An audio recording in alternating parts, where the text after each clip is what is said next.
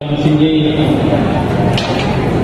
धर्म जगत के हमारे प्रांत टोली के हमारे संयोजक, सह संयोजक राकेश जी, ऐसे हमारे निधि प्रमुख और हमारे जिस परंपरा के हम वाहक हैं और जिसके नाते समाज हमारा पैर छूता है। कोई भगवा कपड़ा पहनकर जा रहा है तो सारा समाज उसको दंडवत करता है। इसके बारे में हम सारे संतों को विचार करना चाहिए और सोचना चाहिए। नहीं तो अगर ये परंपरा समाप्त हो गई तो आपको पता है ये इतना बड़ा भारतवर्ष था, लेकिन हमने अपनी परंपरा को सुरक्षित नहीं रखा। उसका दुष्परिणाम हुआ।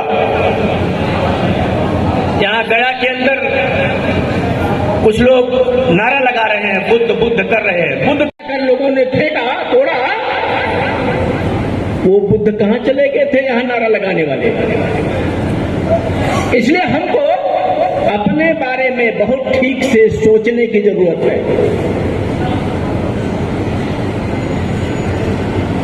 ये हमारा देश कैसा है, हमारी परंपरा कैसी है, हमारी संस्कृति कैसी है, इसके बारे में भी हमें जानने की जरूरत है।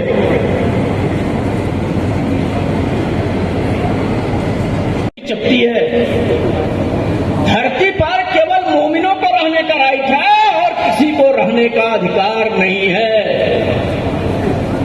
आप सोचते होंगे हमारा पड़ोसी जो मियां है बहुत अच्छा आदमी है। एक हमारे बेगूसराय में एक हमारे कार्यकर्ता है राम लक्ष्मण सिंह करके, तो वहां जो है एक गाड़ी लेकर आया एक आदमी, तो राम लक्ष्मण सिंह ने पूछा ड्राइवर मियां तो नहीं है?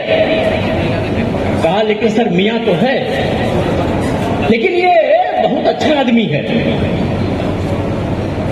मेरी बेटी को स्कूल छोड़ने जाता है। राम लखन सिंह ने कहा जब तुम्हारी बेटी को लेकर भाग जाएगा तब तुमको समझ में आएगा, इसलिए इसको हमारी बाउंड्रीज बाहर निकालो।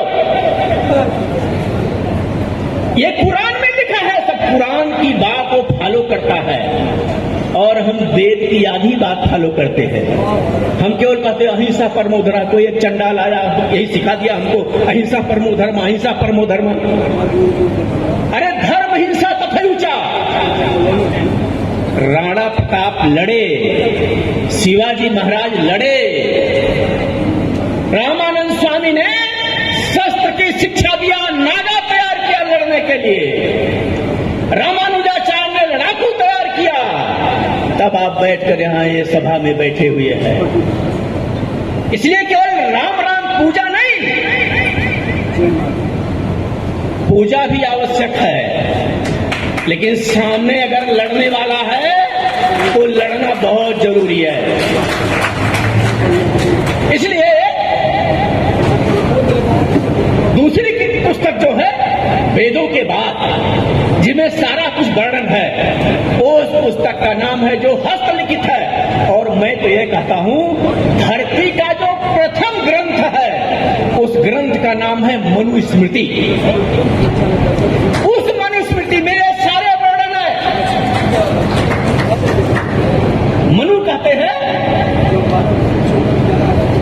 यज्ञ नारी यस्य पूजन्ते रमन्ते तत्र देवता। जहां नारी की पूजा होती है वहां देवताओं का वास होता है। लेकिन उसी मनुस्मृति में आगे मिल जाएगा वर्णन आपको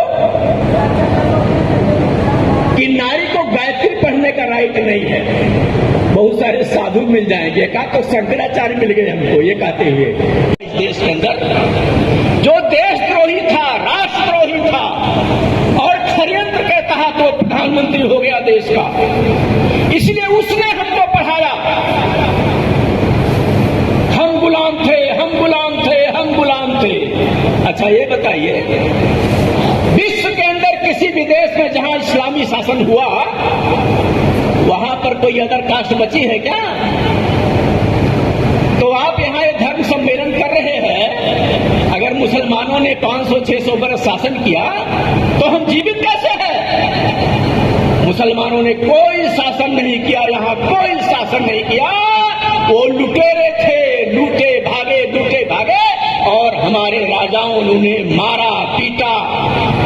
मालूम है महाराणा के एक वार से अकबर का जो सबसे प्रधान सेनापति था, जो बहुत वीर था, सिर पर मारा तो सिर से लेकर घोड़े तक फाड़ता हुआ फाड़ दिया, स्टैचू बन गया। और उसी युद्ध में महाराणा का जो लड़का था राणा अमर सिंह, छोटा था, 16 वर्ष का था, दूसरे सेनापति को भाले से जब मारा तो सीने से लेकर घोड़े तक जमीन में धंस गया, स्टैचू बनकर खड़ा हो गया। और आप कहते हो बड़े वीर थे वो, बड़े थे। नेहरू नाम के देशद्रोही आदमी ने हमारे देश का सत्यानाश किया। उसने कहा कुरान वाले कुरान पढ़ सकते हैं, बाइबिल वाले बाइबिल पढ़ सकते हैं, लेकिन हिंदू अपने धर्म ग्रंथ को नहीं पढ़ सकता है। हमको वेद, उपनिषद, ब्राह्मण ग्रंथ, रामायण, महाभारत पढ़ने से वंचित किया इस आदमी ने। और जो ऐसा आदमी है उसे राष्ट्रवादी नहीं माना जाएगा, वो राष्ट्रद्रोही माना जाएगा। इसलिए हमको इस पर विचार करना है। तो मैं की थी, उन्होंने दबाव डाला ऊपर कि नहीं उत्तरकांड जरूर बनना चाहिए, उत्तरकांड जरूर बनना चाहिए। उत्तरकांड क्या है? वाल्मीकि ने उत्तरकांड नहीं लिखा था, यह छेदक है उत्तरकांड। भगवान राम जब सीता जी पहली रात भगवान के पास आती है तो भगवान कहते हैं कि हे सीते, मैंने तुमसे पहले किसी नारी को भराक देखा नहीं और तुम्हारे बाद में देखूंगा भी नहीं। जब भगवान जंगल जाने लगते हैं तो अपने पिता दशरथ से कहते हैं, हे पिताजी, अगर आप मुझे ज्यादा प्रेम करते हैं तो मेरी माता को क्षमा कर देना। कौन सी माता? जिस मां ने उन्हें जंगल जाने का आदेश दिया था। वो जंगल जाते हैं और बाली का वध करते हैं और सुग्रीव से कहते हैं, सुग्रीव, राजा तो तुम बनोगे, किष्किंधा नरेश तो बनोगे, लेकिन राजमहिषी जो होगी वो तारा होगी। समुद्र के खारे पानी से भगवान राम जो है विभीषण का राजा अभिषेक करते हैं और कहते हैं, विभीषण, लंकेश तो तुम बनोगे, लेकिन पटरानी मंदोदरी ही रहेगी। जो भगवान राम, नारियों के प्रति इतनी श्रद्धा उनकी है, इतनी निष्ठा उनकी है, और उस भगवान राम पर क्या आरोप लगा दिया कि अपनी गर्भवती पत्नी को जंगल भेज दिया उन्होंने। इसलिए आप साधु है, संत है, प्रवचन करते हैं, उपदेश देते हैं, कभी ये उत्तरकांड छेदक है, इसका उपदेश कभी नहीं करना चाहिए। ये गलत है पूरा का पूरा।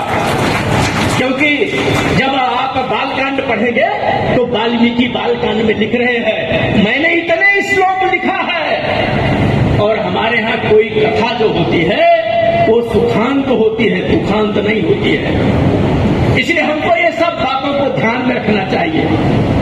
और क्या पढ़ाया? संहिता। उस जय भारत संहिता में 8,800 श्लोक था। आज महाभारत जो है 1.25 लाख पार करता है। ये कहां से आ गए सारे के सारे श्लोक? किसने लिख दिया ये श्लोक? तो लिखते लिखते लिखते लिखते लोगों ने द्रोणाचार्य के द्वारा उस एकलव्य का अंगूठा कटवा दिया। और ये पढ़ते लिखते नहीं कुछ, बिना पढ़े कटवाते हैं सारा का सारा। आपको पता है एकलव्य कौन था? एकलव्य जो है राजा जरासंध के सेनापति का लड़का था। अगर उस सेनापति का लड़का था तो क्षत्रिय रहा होगा, कोई जनजाति नहीं था। और जो जंगल में गए वो, जब मुंह में वो बाण लेकर आया कुत्ता, तो द्रोणाचार्य ने पूछा उससे, एकलव्य से, पुत्र तुम किसका शिष्य हो? उसने साष्टांग दंडोत किया, गुरुजी मैं आप ही का शिष्य हूं। मोटी दिखाया। फिर कहा कि ये अगर तुम मुझे गुरु मानते हो तो दक्षिणा दोगे? उसने कहा, गुरुजी जो मांगेंगे वो दूंगा। तो कोई सामान्य व्यक्ति जो मांगे वो दोगे बोल देगा क्या? भगवान ने, द्रोणाचार्य ने, कि पुत्र मुझे दक्षिणा चाहिए तो क्या चाहिए? कहा, जब वो जानते थे, त्रिकालदर्शी थे द्रोणाचार्य, ये दुर्योधन बदमाश है, घर में युद्ध जरूर होगा, तो कहा पुत्र, जब कौरव पांडवों का युद्ध होगा तो युद्ध में तुम शामिल नहीं होना। उसने कहा, ओहो गुरुजी, आपने तो मेरा अंगूठे काट लिया। ये वो शब्द बोल रहा है, लिखने वालों ने क्या लिख दिया कि द्रोणाचार्य उसका अंगूठा काट लिया। ये झूठ है, झेपट है पूरा का पूरा। इसलिए हमें जय भारत संहिता पढ़ना चाहिए। वो पढ़ेंगे तो आपको हमारे वेदों का, उपनिषदों का, इस देश के मर्म स्थल का तत्व ज्ञान आएगा। इसलिए क्या सही क्या गलत आप समाज में घूमते हैं, जनता आपको, हिंदू समाज आपको आदर्श मानता है, इसलिए आप इन बातों को ठीक से रखिए जो हिंदू के हित में हो। अब भगवान ने तो 10 पैदा करने के लिए कहा। इसमें हमें लगता है कि जो बैठे हुए हैं, जो सीनियर लोग हैं, वो 4-4, 5-5 भाई और 4-4, 5-5 बहन जरूर होंगे। लेकिन भगवान ने कहा 10 पैदा करने के लिए, तो कम से कम 4-5 तो पैदा करो भाई। नहीं तो एक तरफ हम 5, हमारे 25, और एक तरफ हम 2, हमारे एको नहीं। पहले क्या नारा दिया? हम 2, हमारे 2। फिर दूसरा नारा दिया, एक बच्चा शेर का बच्चा। और अब क्या कह दिया? नहीं, बच्चा बच्ची कोई जरूरत नहीं, परिवार अच्छा, बच्चा बच्चा नहीं अच्छा।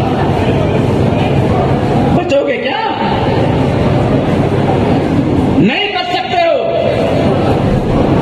इसलिए एक वीडियो वायरल हुआ फेसबुक पर, वो बारसोई है वहां पर कटिहार जिले में।